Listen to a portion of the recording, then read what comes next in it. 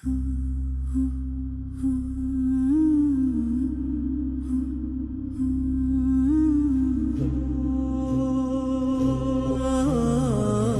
পৃথিবীর বুকে নতুন ভোরের পদধ্বনি, সাহসের যাত্রা, ভীরুতার অবসান, অন্ধকার চিরে ওঠা মুক্তির আজান, ভয়ের স্তূপ ভেঙে উচ্চারিত সাহসের জয়গান, সহস্রের মোকাবেলায় ৩১৩র ঐতিহাসিক বিজয়। যেদিন মিথ্যার দম্ভ ধুলোয় মিশে দাঁড়ালো সত্যের মিনার, ধরার বুকে তৈরি হল শুভ্রতা ও কৃষ্ণতার বিভাজন। কোরআনের ভাষ্যে দিনটি ছিল হক বাতিলের পার্থক্যকারী দিন, দ্য ডে অফ ফুরকান।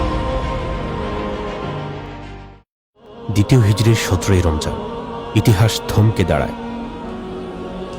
একদিকে হাজার সৈন্য, সুসজ্জিত অস্ত্র, বুক ভরা অহংকার, কুরাইশের বিশ্বাস আজই নিভে যাবে ইসলামের আলো। অন্যদিকে মাত্র ৩১৩ জন মুমিন, জীর্ণ পোশাক, সীমিত অস্ত্র, কিন্তু মহান আল্লাহর উপর পূর্ণ আস্থা এবং ভরসা।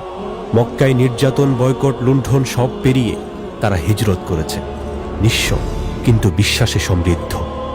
মদিনা থেকে প্রায় ৭০ মাইল দূরে বদর নামে এক নির্জন উপত্যকায় থামে ইতিহাসের কাফেলা, ৩১৩ জন। সংখ্যায় নগণ্য কিন্তু ইতিহাসে অপ্রতিদ্বন্দ্বী। বদরের প্রান্তরে রাত নামে, নামে রহমতের বৃষ্টি, মুমিনদের শক্তি বাড়ে, শত্রু দুর্বল হয়। রাত কাটে প্রার্থনা, প্রস্তুতি, গভীর সেজদা। শেষ প্রহরে মুসলিম শিবিরে শোনা যায় কান্না, মিনতি, ফরিয়াদ। প্রিয় নবী আকাশের দিকে তাকিয়ে বারবার প্রার্থনায় ভেঙে পড়ছেন, হে প্রভু, আজ যদি এই জামাত ধ্বংস হয়ে যায় তাহলে পৃথিবীতে আর কেউ তোমার তাওহীদের পতাকা বহন করবে না। ভোরের সূর্য ওঠে, কিন্তু আলোটা যেন ভিন্ন। এটা সাধারণ কোনো দিন নয়, এটা ইয়াউমুল ফুরকান, হক আর বাতিলের চূড়ান্ত ফয়সালার দিন। সকালে মুসলিমরা পানির কূপগুলোর নিয়ন্ত্রণ নেন। প্রথম সংঘর্ষেই ভেঙে পড়ে কুরাইশদের অহংকার। সংখ্যায় কম, অস্ত্রে সীমিত, তবুও মুমিনরা একের পর এক পরাশক্তিকে মাটিতে নামিয়ে আনে। আসমানি সাহায্য নেমে আসে। অদৃশ্য ফেরেশতাদের উপস্থিতিতে যুদ্ধক্ষেত্র কেঁপে ওঠে। শোনা যায় চাবুকের শব্দ, অচেনা কণ্ঠের ডাক, আর মুহূর্তেই লুটিয়ে পড়ে শত্রু। এক মুষ্টি ধুলো ছড়ে দেন নবী, আর তা ছড়িয়ে পড়ে হাজার চোখে, মুখে, নাকে। শত্রুবাহিনী বিভ্রান্ত হয়, অস্ত্র ফেলে পালাতে থাকে।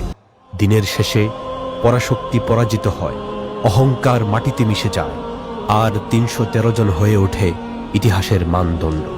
বদর প্রমাণ করে দেয় সংখ্যা নয়, অস্ত্র নয়, বিজয়ের মূল মন্ত্র হল আল্লাহর নুসরত। আজও বদরের চেতনায় যদি আমরা জাগতে পারি, সভ্যতা আবার দিক বদলাবে। বদরের পরিবেশ যদি কায়েম করতে পারি, আজও আমাদের সাহায্যে আকাশ থেকে সারি সারি ফেরেশতা অবতরণ করবে।